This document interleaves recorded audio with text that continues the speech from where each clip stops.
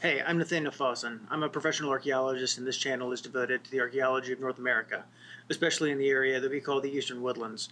I took a bunch of questions back in the summer for Ask an Archaeologist Day, but I never actually got around to recording it, and so this video is way overdue.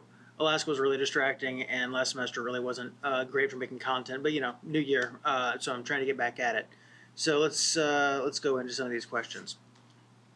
Highest level decision maker is asking, what are your thoughts on extremely small arrowheads that are seemingly too small to haft and still have a tip showing? We find them very, very small in Mississippi and Alabama. Well, actually, most points that are designed to be arrows instead of Atlatl darts or spears are extremely small.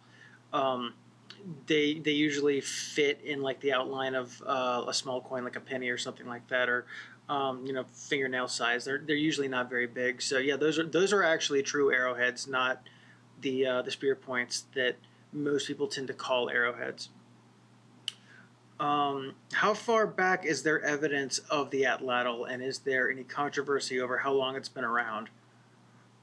That is a question for the AR Atlatl channel. I'll leave a link to him down in the description. Dan's asking, would bow and arrow technology have reached Asia before the migration to the Americas? Some say it was in Africa as long ago as 70,000 years ago, and in Europe maybe 11,000 to 20,000 years ago. Not certain of those numbers, but it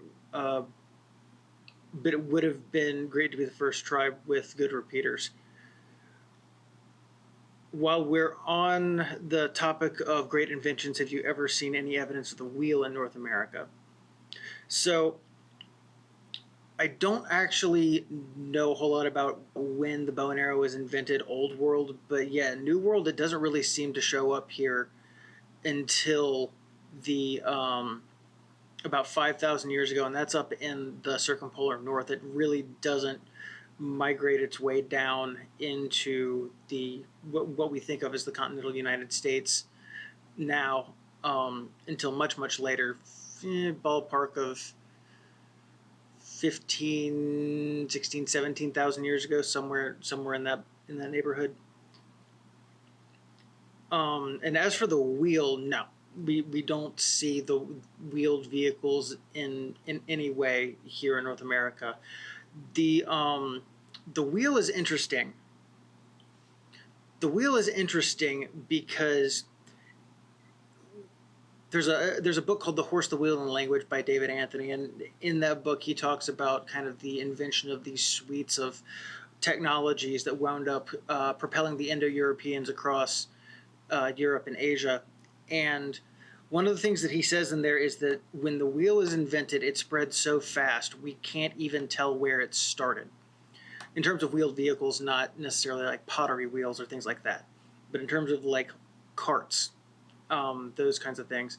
Yeah, we don't know exactly where it was invented because of how quickly that technology spread from its point of origin, which is one of the few instances of real legitimate diffusionist theory actually playing out in the real world. Christian's asking, in the Amazon, vast areas of land have black soil. It's full of human-generated organic waste which enriched the soil and made it more fertile. I'm curious if there's anything similar to that in North America. Well, sort of, kind of, but not quite. One of the things that we do get are called mittens, which are basically big trash dumps that are full of organic matter, usually on kind of the periphery of like village sites, or if it's a palisaded or fortified kind of thing like in the Mississippian, then we'll kind of get thicker midden deposits within the village itself. But that does become a very organic rich area and very conducive to the growing of plants as fertilizer, but not to the same extent and not in the same way that we see it in the Amazon black soil. Good question though. Lord M is asking, 2,000 years from now, what would future archaeologists say about the 20th and 21st century? Well, 2,000 years from now, archaeologists that are working in different regions would be saying totally different things about the 20th and 21st century, depending on what they're actually studying and who they're studying. Um, if they're dealing with, Eastern North America versus South Africa, they're going to be saying totally different things because they're dealing with totally different groups of people. Globalization is a thing that has taken place, and so the interconnectedness is still there. But 2,000 years from now, people's resolution on the nature of that is going to be very different from ours today. Um, yeah, so trying to it's kind of like asking what do archaeologists today say about the first century. Well, it if someone's working in first century Britain, they're going to be saying very different things from someone who's working in first century Massachusetts. They're different places, so the archaeology is going to be different, and the narratives that get constructed about those areas are also going to be different. The other artifacts is asking, why is portable rock art accepted by science in Europe and not in North America, even though ours is sometimes better and more abundant? Well, we do have accepted portable rock art in North America, so I don't really know where you're getting your information from. Look at sites like Poverty Point, plenty of portable rock art and non-rock art there. Poverty Point objects, for instance. The Capina, the other Hopewell, there's plenty of portable rock art and portable art in general that we see both in the old world and in the new world across pretty much across time. Like basically once people become behaviorally modern in Africa, portable art becomes it becomes a thing. Rob Lewis is asking, why wasn't there a crossing of zoonotic diseases from the new world back to the old world? If exposure to new and exotic species can spread disease, did the Spanish not take any home with them? Well, the only domestic species that we had in the New World prior to the Columbian Exchange, um, there weren't very many of them. There were like llamas and I think like guinea pigs down in South America. In North America, it was basically just the dog. That was it. So yeah, those zoonotic diseases really didn't have the amount of time necessary to actually develop in the New World, and also the the species diversity in terms of what domestic animals there were in the New World don't really seem to have been enough to generate those zoonotic diseases to go in the other direction. Good question though. Yeah, if like llamas developed any kind of disease that was communicable with humans that somehow didn't get transmitted, yeah, not something that I've ever considered or heard of because that's South America. There is the idea that syphilis started in the New World and then moved to the Old World, but we're not entirely sure if that's true or not.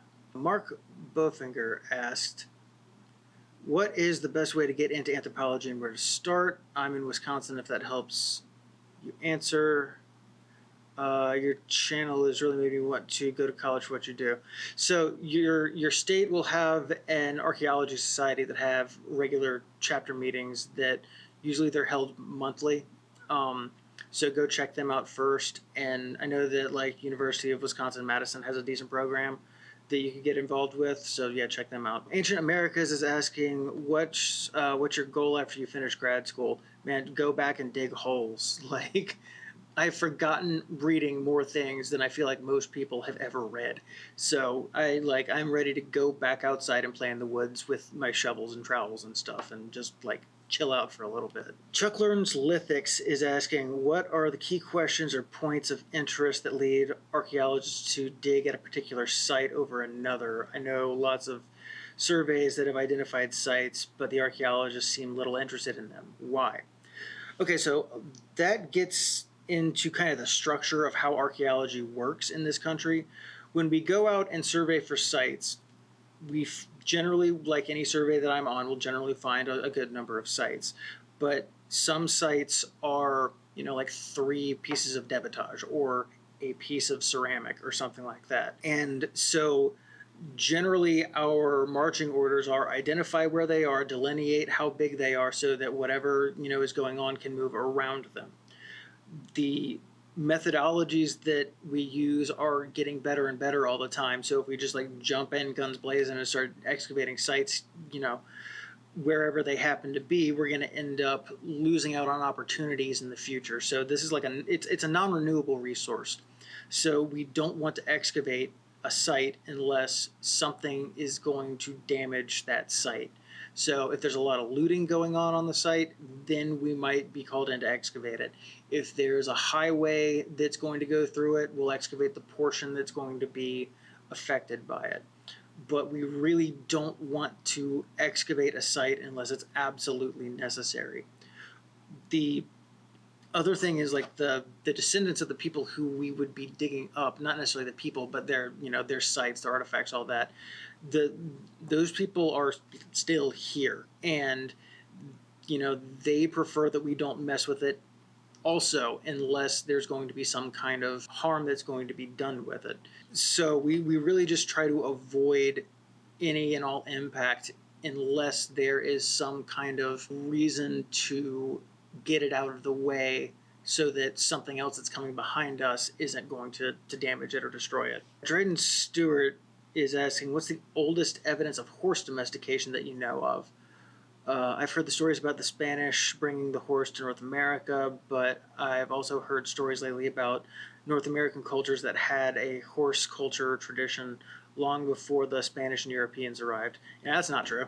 The horse evolved in North America, but it was extirpated from North America after the last ice age. So like extinct is when the animal is gone, there are no more of them. Extirpated is when they are no longer in a region, but they are in another region. So like the Southeast no longer has porcupines. They're not extinct, but they have been extirpated from the Southeast. The horse was not reintroduced back into North America until the Spanish brought them, and a bunch of them got away and started a breeding community. I believe it was in the American West.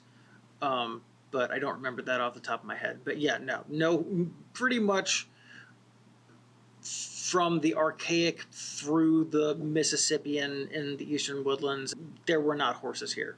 Redhead L asked 2 questions. What are your thoughts on the ancestral Puebloans? I know archaeologists have figured out the basics of some of it, but not the whole story. And second question, have you and your colleagues experienced any unexplainable events related to a site you excavated? Well, first off, I don't work in the Southwest, so anything to do with Puebloans, I really don't spend any time reading that. Other than like very broad overview type stuff, I don't really get into the specifics. As for experiencing unexplained phenomena, there is one story that I've heard from a guy I used to work with where they were excavating a historic cemetery, and there was one individual that was buried face down with a bunch of little like medicine bottles on her back and then a Bible set on top of her. So apparently this was a witch, and when the story goes that they were excavating it, they had a table out in the field with them. They were doing some in-field analysis, like a field lab kind of thing. And when the excavator put the Bible down on the table, a gust of wind knocked the table over and shredded the Bible. That's their story. They're sticking to it. I was not there. I do not know. So I guess that's it for this one. If you've got any more questions, you can drop those down in the comments section. And as always, thank you for watching.